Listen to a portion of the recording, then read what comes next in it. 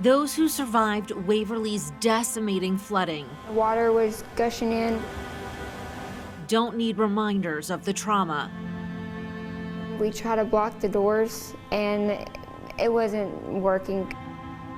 20 people killed, including Regina Brake, a mother of 5, swept away trying to escape the water at the Creekview Manor Apartments. We visited the property, the wreckage of those same Creekview homes untouched, an abandoned baby stroller, this same car washed into one of the buildings, crumbling brick and crushing memories, all still there.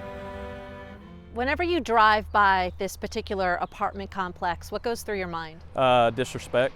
You know, I honestly think that the company just does not care. Last summer, I reached out to the company that owns the property, Alco Management.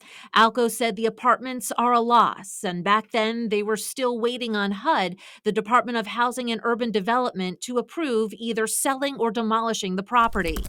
I checked in with HUD, and they told me that Alco didn't apply to transfer their government housing contract off of the property until November of 2022, 15 months after the flood. HUD also told me that Alco was still submitting additional information for review. It's been a lagging process that's left a lurid reminder for this community. And in the past 3 years, you could see the debris has not been cleared. They could be here cleaning up the property without a permit. Alco told me they didn't clean the property for 3 years because the company expected the whole process of selling it to move more quickly.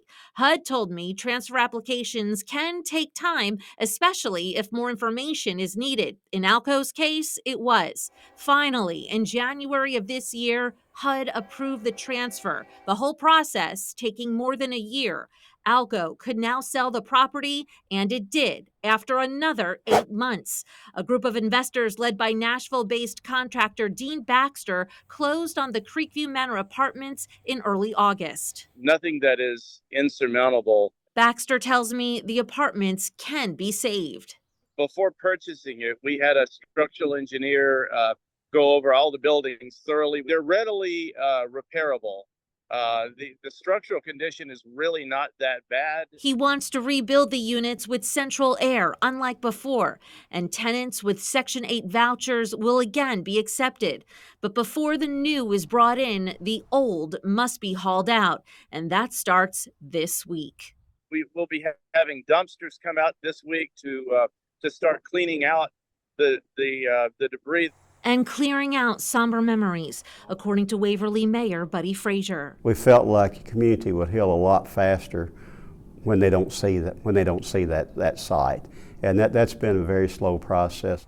Baxter also called many of the former tenants, inviting them to pick up what they could salvage of their belongings. A lot of these folks were displaced, and they were given a limited amount of time to gather their belongings. Some already moving on, and others perhaps moving back in. I welcome them back to live again, and several of them that I've spoken with have expressed a desire to do that. Apparently they had a real sense of community there, both in Waverly and in that complex. Now, exactly 3 years later, it's finally time for those who lived here to literally pick up the pieces. I'm Kelly Avellino for Fox 17 News, your Code Red station.